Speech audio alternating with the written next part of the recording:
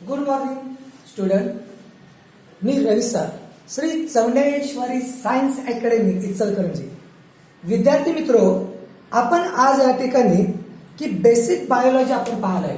तर lecture number 2 मध्ये आपण पोहोचलेलो आहे की बायोलॉजी सुरुवात कशी झालेली आहे. आपण डायरेक्ट एखादा सेल घेतला आणि अभ्यासाला सुरुवात केलं हे बरोबर होणार नाही. आपल्याला माहिती आहे की प्लांट सेल, ॲनिमल सेल, पण तो हा सेल आला कुठून, याचं बॅकग्राऊंड काय आहे आणि आपल्याला थोडीशी ॲनेसेंट बायोलॉजी जर माहिती असेल तर तुम्हाला शिकण्यामध्ये काय येईल, मजा येईल. आलं.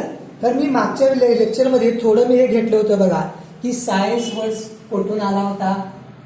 बायोलॉजी मीन्स काय बघा की बायो लाईफ, लोगस स्टडी. त्यानंतर बघा आपण बघितलं होतं की एरिस्टोटल फादर ऑफ बायोलॉजी.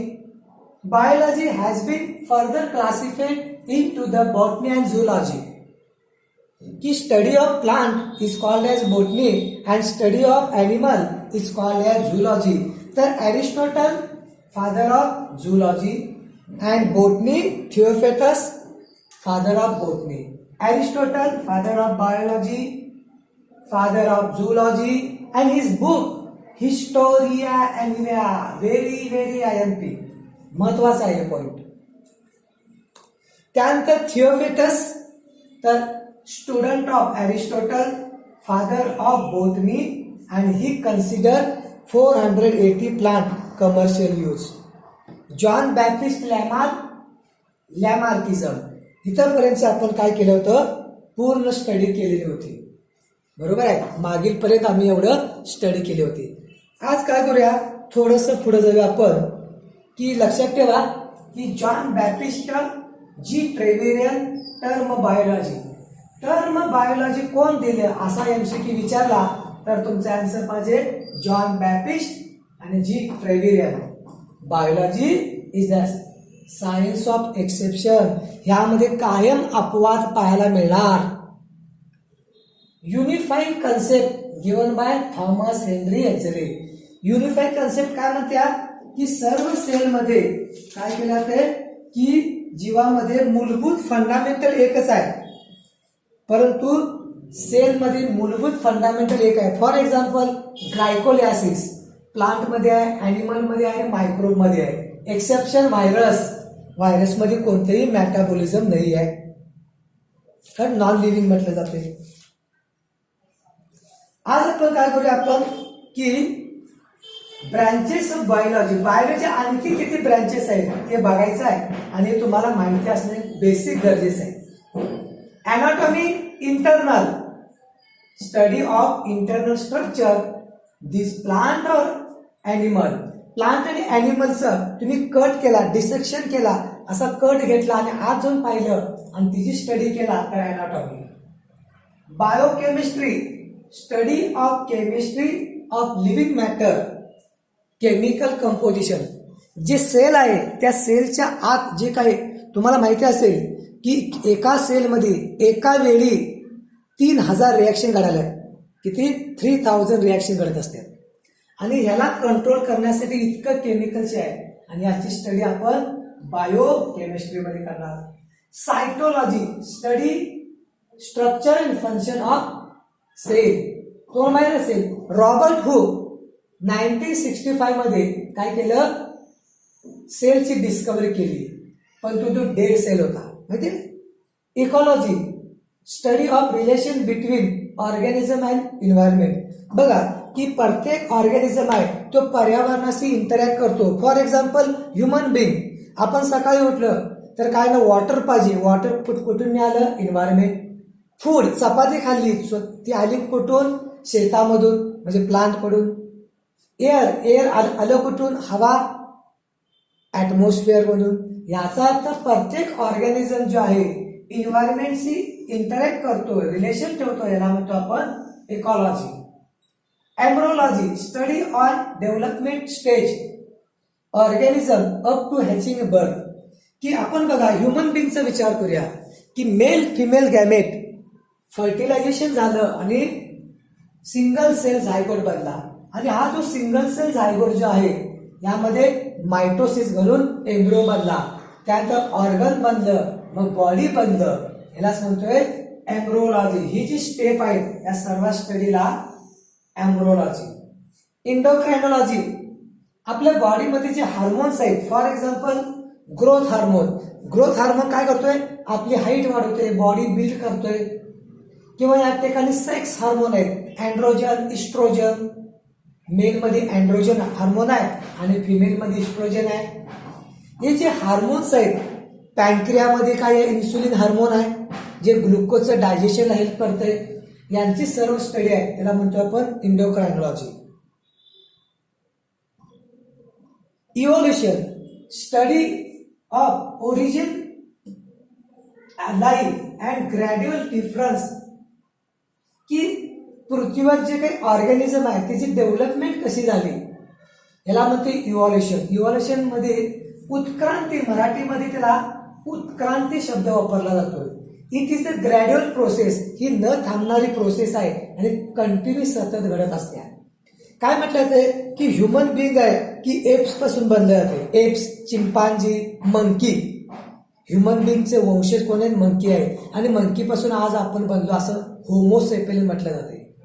हा जो प्रवास आहे याला म्हणतो आपण इव्हॉल्युशन म्हणूया आपण. हिस्टॉलॉजी, स्टडी ऑफ टिश्यू मायक्रोस्कोप.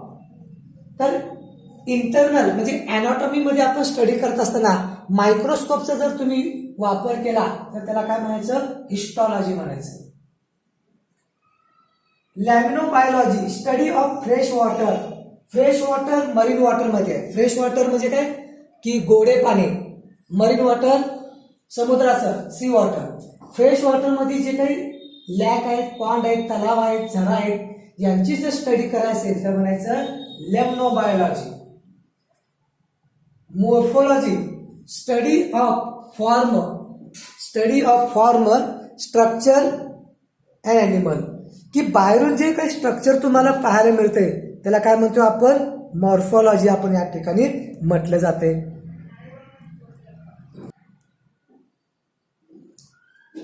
तर मॉर्फोलॉजी आहे, एक्सटर्नल जे स्ट्रक्चर पाहायला मिळते. मॉर्फोलॉजी म्हणजे बाह्य, एक्सटर्नल. जर तुम्ही एखादा प्लांट पाहिला तर तुम्हाला बाहेरून त्याचं काय दिसणार बघा, की त्याचे ब्रँचेस, फ्रूट, फ्लावर दिसणार, याला मॉर्फोलॉजी. मला जर पाहिलं की माझे हात, डोळे पाहणार, याला म्हणायचं मॉर्फोलॉजी. पॅलेंटोलॉजी, फॉसिल्स. फॉसिल्स म्हणजे अवशेष, study of fossil and distribution in time. जे आज म्हटले जाते की डायनासॉर नाही आहेत परंतु त्याचे बोन्स, अवशेष पाहायला मिळतात, आणि ह्याच्यावरून समजते की डायनासोर एका काळी ज्युरॅसिक एज मध्ये, रेप्टाईल मध्ये डायनासोर होता. पण याचा पुरावा कुठे मिळाला, या फॉसिल मध्ये मिळाले आपल्याला.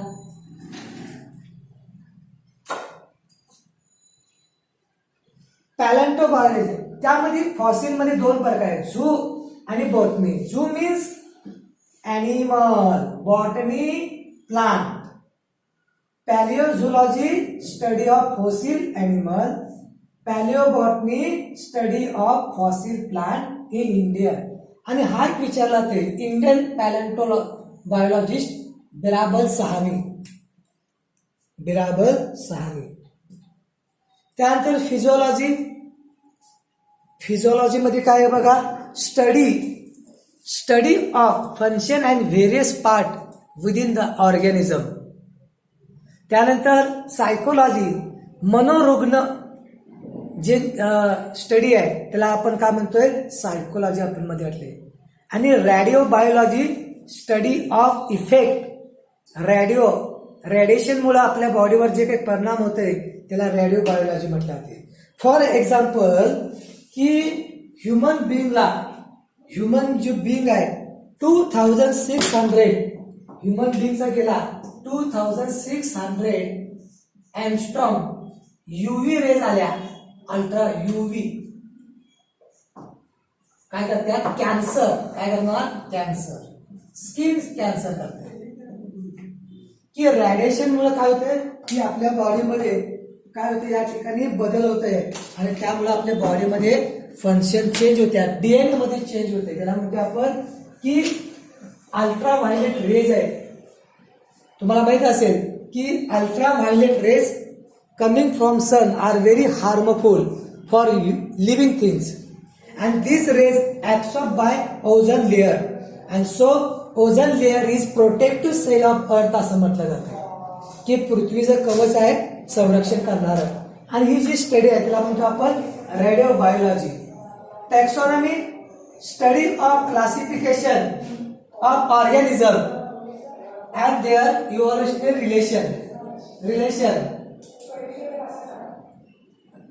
evolutionary relation with other organism. त्यानंतर जॉग्राफी मीन्स भूगोल. जॉग्राफी मीन्स भूगोल म्हटलं जाते की जी ॲनिमल आहेत त्या अर्थवर कुठं कुठं पसरलेलं आहे, त्यांचं डिस्ट्रीब्युशन कसं झालंय. आणि त्याचबरोबर pathology study of the animal, study of the diseases animal. Pathogen म्हणजे डिसीजेस कॉजिंग एजंट, ज्यामुळं ॲनिमलला डिसीजेस होतो त्याला म्हणतो आपण पायथोजन किंवा पायथोलॉजी. तर इथंपर्यंत झालं आपल्याला. एक महत्वाचं बुक आहे Historia Naturalis written by Pliny. 1000 plant economic use, आर्थिक यूज, की ज्या तिने पहिल्यांदा सांगितलं की 1000 प्लांट असे आहेत की त्याचा आपल्याला आर्थिक इम्पॉर्टंट आहे. म्हणजे आपण त्या तर सेल केलं तर आपल्याला पैसे मिळू शकतील. William Roxburgh, father of Indian botany. आणि Dioscorides author of materia medicine book, important book of homoeopathy. होमिओपॅथीमध्ये हे बुक वापरले जाते. तुम्ही लक्षात ठेवा, तुम्ही आज काय करताय, ॲलोपॅथीची स्टडी करताय. आयुर्वेदिक आहे, होमिओपॅथी आणि ॲलोपॅथी. आयुर्वेदिक मध्ये काय केलं ते जे प्लांट आहे, प्लांटची साल, रूट, फ्लावरचा वापर करून मेडिसिन केले जाते.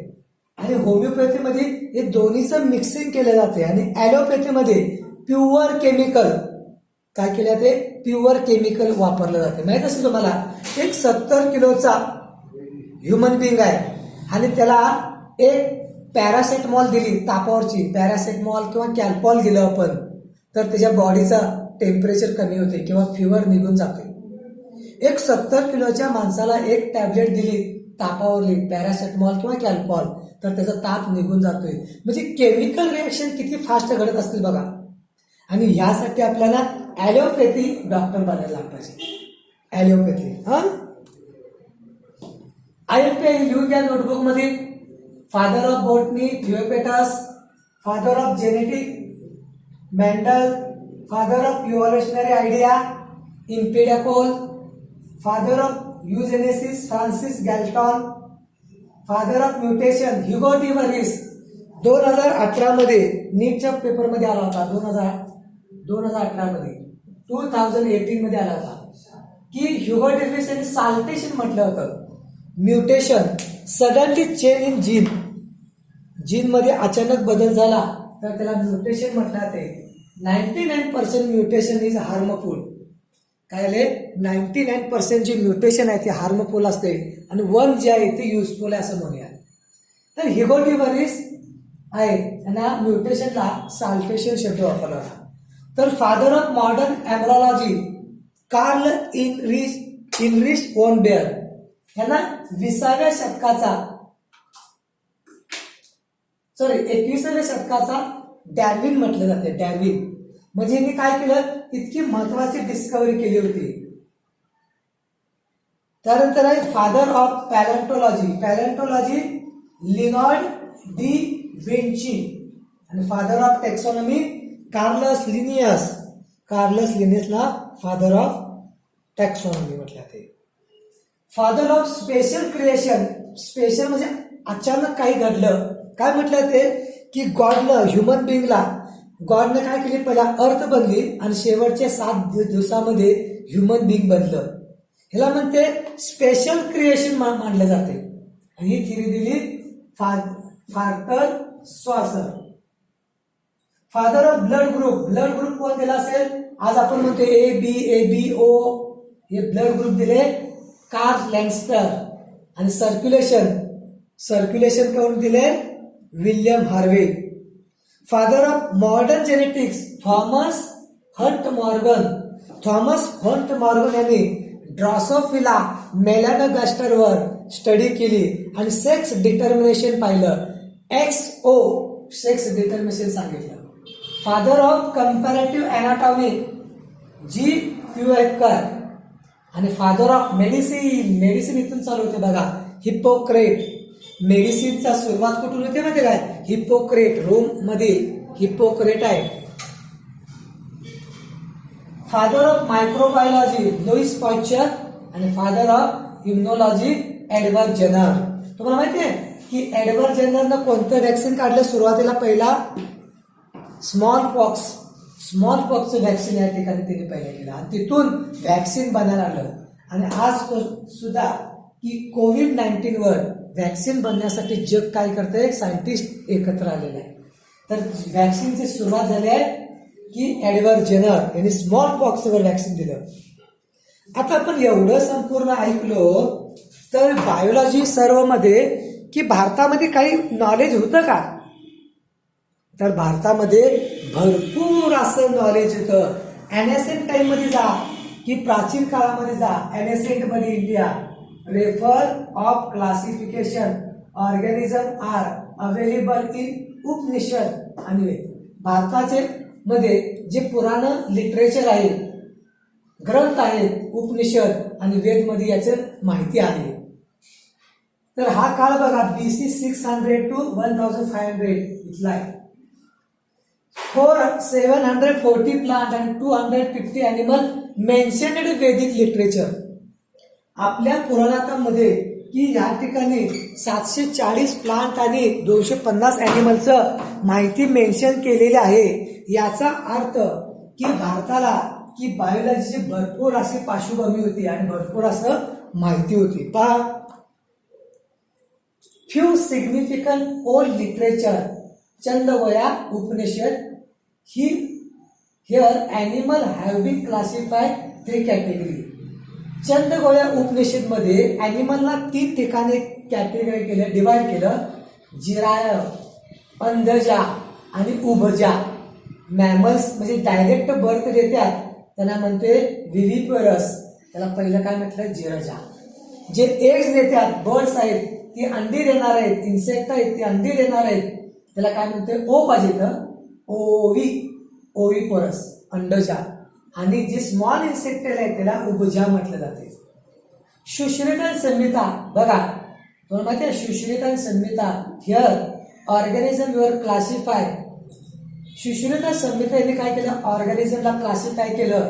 तर काही प्लांट आणि एनिमल इमोबाईल, जे हालचाल करू शकत नाही. बघा, प्लांट एका ठिकाणून दुसऱ्या ठिकाणी जाणार नाही, इमोबाईल, त्यांना म्हटलं प्लांट. एनिमल एका ठिकाणून दुसऱ्या ठिकाणी जातात, त्याला जंगमा आणि शतावरा. याचं क्लासिफिकेशन, याच्यावर तुम्हाला 600 BC मध्येच आम्ही क्लासिफिकेशन करायला शिकलेलो होतो. तुम्हाला माहिती आहे Ashwin Kumar has been said to be practice medicine during Vedic time. Vedic काळामध्ये की प्रॅक्टिसिंग डॉक्टर कोण होतं? अश्विन कुमार. आणि त्याचबरोबर दुसरे काय? धन्वंतरी. माहिती आहे Dhanvantari has been called god of medicine. बघा धन्वंतरी कुठे आहे? बघा दिसतं ना मला की दिवाळीच्या पूर्वी, नरक चतुर्थीच्या पूर्वी आपण धन पूजा म्हणून जी पूजा करतोय ती कुठे आहे? धन्वंतरी. ऍक्च्युली धनपूजा नाही आहे, काय म्हटलं तर की गॉड ऑफ मेडिसिन, की आपली बॉडी चांगली राहू दे, आरोग्य चांगलं राहू दे, यासाठी आपण दिवाळीच्या पूर्वी एक दिवस पूजा करतोय. ते कोण आहे? धन्वंतरी. त्यानंतर Sushruta study human anatomy of dead bodies. Sushruta carry plastic surgery human nose and ophthalmic. Sushruta carry eye surgery. बघा, Maharshi Sushrut father of plastic surgery. तर प्लास्टिक सर्जरी आपण या ठिकाणी पहिलाच केली होती बघा. तर या ठिकाणी रोहिनोलॉजी नाकाची सर्जरी, केली होती आपण सुरुवातीला बघा. रोहिणोप्लास्टी, ह्युमन नोज सर्जरी केलं, ophthalmic surgery, Sushruta carry, eye excretion and cataract. लक्षात. तर हे बघा, याचा अर्थ की आपल्याला भरपूर बायोलॉजीचं ज्ञान असताना सुद्धा आपण आज मागं का पडलेलो आहे. आज आपण मागं का पडलो माहिती काय. आज सर्व जग या ठिकाणी मध्ये भारत जरा माग आहे. कारण आपलं हे संपूर्ण हे जे लिटरेचर आहे वैदिक काळामध्ये ते काय झालं, डिस्ट्रॉय झालं, परकीय आक्रमण झालं आणि आपलं लिटरेचर हे सगळं जाळून खराब करून टाकलं. तुम्हाला माहिती नसेल की जगभरातील लोक बिहारमध्ये आता झारखंड, नालंदा युनिव्हर्सिटी सगळ्यात फेमस होती. जगभरातले लोक तिथं स्टडीला यायचं. त्याचबरोबर तुम्हाला माहिती आहे कोलंबोनं अमेरिकेची डिस्कव्हरी केली, परंतु तो यायचा कुठं होतं, त्याला भारतात यायचं होतं. कारण त्याला माहिती होतं की भारतामध्ये इतकी साधन संपत्ती आहे आणि लोक इतकं श्रीमंत आहे आणि नॉलेज भरपूर आहे. आणि या नॉलेजसाठी परदेशी लोक काय करायचे, भारताकडे यायचे. आणि नंतर त्या काळामध्ये काय झालं, परकीय आक्रमण जे झालं आणि ह्यामध्ये आपलं हे लिटरेचर आहे, इम्पॉर्टंट जी माहिती होती ती या ठिकाणी नष्ट झाली आणि आपण थोडंसं आज मागं पडलेलं आहे. मुलांनो, आपल्याला बायोलॉजीची पार्श्वभूमी जन्मताच आहे. आपण ज्या मातीत आपला जन्म झालाय भारतामध्ये की त्याला बायोलॉजीचा टच आहे, विसरू नका तुम्ही. आणि आपल्याला परत हे संपूर्ण मिळवायचं असेल तर आपल्याला परत काय करायचंय की 1 नंबरचे डॉक्टर बनायचे भारतामध्ये आणि जगाला दाखवायचं आहे की भारत काय आहे, पूर्वी 1 नंबर होता आणि आता सुद्धा मेडिकलमध्ये नंबर 1 होणार. तर यासाठी आता आपल्याला काय करायला पाहिजे, स्टडी करायला पाहिजे. ओके, थोडंसं आपण पुढे जाऊया. Serendipity associated with the scientific method and it referred to discover unexpected by enhance. Term sedipetry was coined to one. तर काय म्हटलं जाते बघा की आपण शोधायला जातो एक आणि मिळतं दुसरं. तर काय लागते की एखादी गोष्ट आपण शोधायला बघा. Lewis structure said that chance fever trade. तुम्हाला माहिती आहे, तर या ठिकाणी अलेक्झांडर फ्लेमिंग तिने काय केलं, पेनिसिलिनची डिस्कव्हरी केली. ऍक्च्युली ती पेनिसिलिनची डिस्कव्हरी करत नव्हती, तिने दुसरं एक्सपेरिमेंट करत होतं आणि त्या एक्सपेरिमेंटमध्ये स्टेफायलोकोकसचं एक्सपेरिमेंट करत असताना एक फंजाई तिथं मिक्स झाली आणि त्या स्टेफायलोकोकसनं ती फंजाईला डेड केलं आणि ह्यातून पेनिसिलिनची डिस्कव्हरी झाली. म्हणजे काय म्हणा, सेडिपेटरीचा अर्थ आपण शोध करायला जातो एक आणि मिळतं दुसराच. आणि लक्षात, आपण फॉर एक्झाम्पल बघूया की तुम्ही आमच्या अकॅडमीमध्ये काय केलं आहे, SSC मध्ये की तुम्ही बनायचं आहे तुम्हाला फार्मसी आणि तुम्ही झाला MBBS. बनायचं होतं मला फार्मसी आणि मी बनलो टॉपचा MBBS. अशा प्रकारे म्हणू शकतो आपण. हा, तर सायंटिफिक मेथड कसे आहे, series of step connect information and solve problem. तर काय होतंय की सायन्स कसा अभ्यास केला जातोय बघा की पहिला प्रॉब्लेम क्रिएट व्हायला पाहिजे. ऑब्झर्वेशन करा, एक प्लांट आहे, ह्या प्लांटनं वॉटर कसं वर जाणार हा क्वेश्चन झाला. मी म्हणाला मोटर लावल्या, इथं पाईप ठेवल्या, हा झाला प्रॉब्लेम. हायपोथेसिस, ह्याच्यात पॉसिबिलिटी काय आहे, तुम्ही काय करा, सर्च करा काय असेल याच्या पाठीमाग आणि त्यानंतर याच्यावर एक्सपेरिमेंट करा आणि एक्सपेरिमेंट केल्यानंतर हा डाटा अनालिसिस करा आणि एक तुम्ही थेअरी बना, एक कॉन्क्लुजन मध्ये या आणि त्याची थेअरी बनवा. जे स्टडी करत असताना की आपल्याला व्हाय हा क्वेश्चन तुम्हाला पडला पाहिजे. तर बघा, क्लॉटिंग सुश्रुतामध्ये तुम्हाला माहिती आहे पॉइझनस लीच जे आहे, लीच माहिती आहे का, जळू जे आहे त्याच्यामध्ये काय होणार, त्याच्या बॉडी सक करताना ब्लड या ठिकाणी क्लॉट होत नाही. म्हणजे त्याच्याकडे काय आहे की अनक्लॉटिंग फॅक्टर त्याच्याकडे आहे. काय करते, हेपॅरिन माहिती आहे, जी लीच आहे, लीचच्या माउथ मधून हेपॅरिनचं सिक्रेशन होत आहे आणि बॉडीला टच झाल्यानंतर ब्लड कधीच क्लॉट होत नाही. त्यानंतर Charak Samhita said to be primary return अँजेसा under guidance Chakra was first discussed. Concept digestion, metabolism, immunity. Territory Upanishad, significant observation had been made process evolution. तर आपल्याला या सर्व गोष्टीचा आपल्याला ॲनेसेंट काळापासून आपल्याला महत्व होतं. हे आलं चरक संहिता, ॲनेसेंट आयुर्वेदिक फॉर फिजिशियन, चरक संहिता. तर या ठिकाणी आज आपला हे लेक्चर काय होतोय, कम्प्लीट होतोय. लेक्चर नंबर 1 मधलं काही कंटेंट घेतलं आणि राहिलेलं कंटेंट मिक्स करून हा लेक्चर तुम्हाला दिले. Okay, take care, bye.